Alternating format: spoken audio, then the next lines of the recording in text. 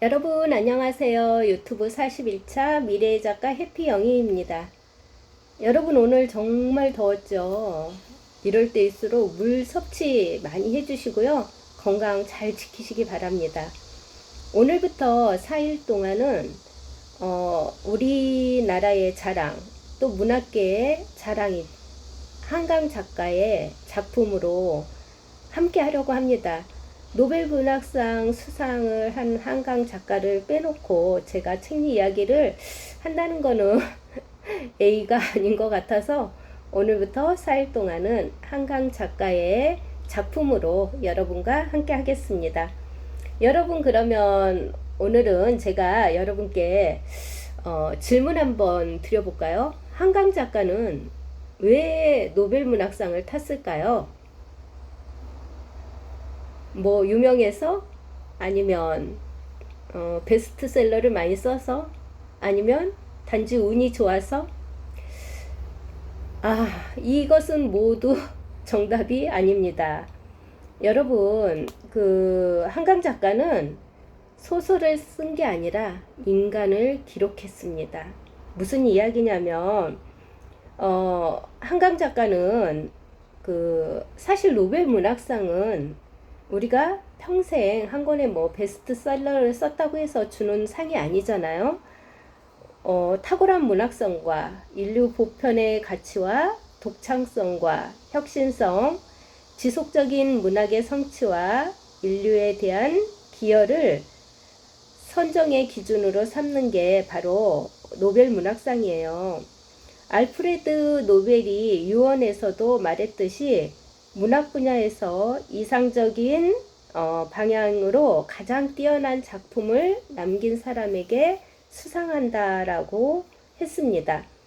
오늘날 이 뜻을 받들어서 인간과 사회에 대한 깊은 통찰과 문학적 공헌으로 폭넓게 해석해서 수여를 한다고 합니다.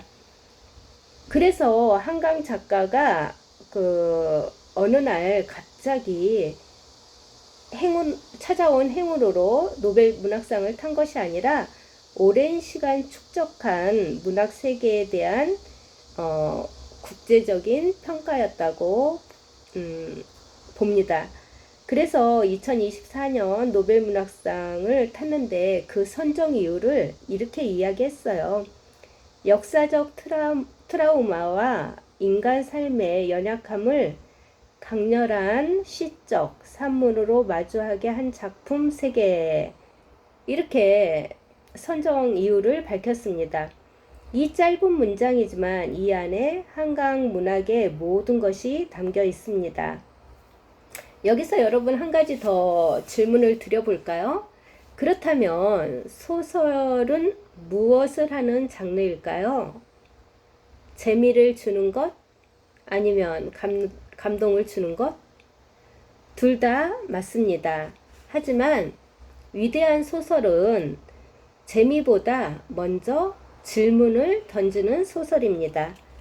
한강 작가의 소설이 그렇습니다. 한강은 독자에게 질문을 던지는 그런 작가인데요. 그래서 독자를 굉장히 불편하게 하는 작가이기도 합니다. 여기서 뭐 불편하다는 말은 나쁘다는 이야기가 아닙니다. 우리가 외면하고 싶은 것들을 끝까지 바라보게 하는 그 면 때문에 그렇게 이야기하는 것입니다. 마치 거울 앞에 오래 서 있는 기분이라고 할까요? 처음에는 얼굴만 보입니다. 그러다가 좀 더 있으면 얼굴에 있는 표정이 보이죠. 그리고 좀 더 서 있으면 마음까지 보이는 것처럼 말합니다. 한강은 연세대학교 국어국문학과를 나와서 시인으로 등단을 했어요. 그래서 그녀의 소설은 좀 특별합니다. 설명이 구구절절 이렇게 많지 않아요. 화려한 사건도 많지 않습니다. 대신 문장이 아주 조용합니다. 한강 작가도 조용하잖아요. 맞아요. 한강 작가처럼 문장이 조용합니다. 큰 소리로 외치는 문학보다 어쩌면 속삭이는 문장이 더 오래 기억되기도 합니다. 한 번쯤 여러분께서도 경험해 보셨을 텐데요. 바로 한강 작가의 그 작품들이 조용한 문장으로 이렇게 이루어져 있습니다. 그녀의 작품에는 공통점이 있는데요. 폭력, 상처, 몸, 기억, 죽음 이런 단어들이 자주 등장합니다. 그래서 처음 읽는 분들은 이 작가 작품은 왜 이렇게 무겁지? 라고 말하기도 해요. 하지만 그런데 여기서 중요한 것은 한강은 폭력을 보여주려는 작가가 아닙니다. 폭력 이후에 인간일 수 있는가를 묻는 작가예요. 이 차이는 굉장히 큽니다. 예를 들어 역사책은 사건을 설명합니다. 언제, 어디서, 누가, 왜. 하지만 소설은 다릅니다. 그날 한 사람이 무엇을 느꼈는지를 이야기합니다. 역사가 숫자를 기록한다면 문학은 그 숨소리를 기록합니다. 바로 이것이 한강 작가의 문학의 힘이라고 말할 수 있습니다. 한강 작가의 그 작품에는 채식주의자, 소년이 온다, 작별하지 않았다, 않는다, 이런 식으로 많이 있잖아요. 우리가 오늘은 제가 한강 작가에 대한 문학상을 탄 이유와 한강 작가에 대한 그 맛보기로 오늘은 진행을 할 거고요. 내일부터는 채식주의자, 소년이 온다 이렇게 순서대로 할 건데, 우리가 대표적으로 소년이 온다를 이렇게 보면은 이 작품은 강주 민주화 운동을 배경으로 한 거잖아요. 하지만 한강 작가는 여기에서 정치를 이야기해서 소설을 쓰지 않습니다. 거대한 역사를 살아야 했던 그 평범한 사람들의 이야기를 쓴 것입니다.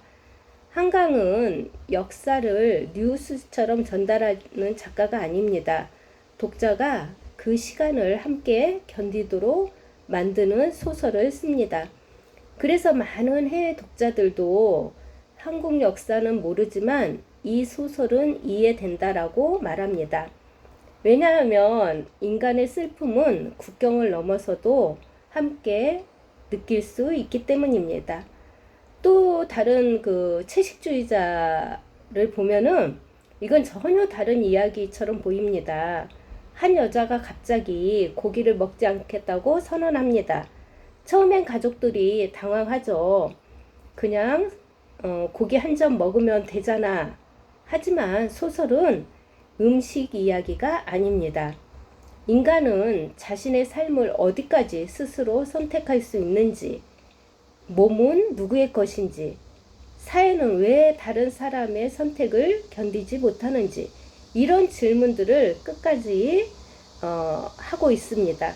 그래서 읽고 나면 채식이라는 단어는 기억나지 않습니다. 인간만이 오래 남는 작품입니다. 제가 만약 노벨 문학상 그 심사위원이었다면 한강 작가의 작품을 이렇게 평가하고 싶어요. 그녀는 거대한 역사를 말하면서도 한 사람의 그 떨리는 손까지 놓치지 않는 작가다. 이렇게요. 위대한 문학은 세상을 크게 말하는 것이 아니라 한 사람을 깊게 이해하는 데서 시작됩니다. 한강 작가의 작품들이 모두 그렇습니다. 한강의 작품에는 또 한 가지 흥미로운 점이 있습니다. 한강의 작품에는 몸이 자주 등장합니다.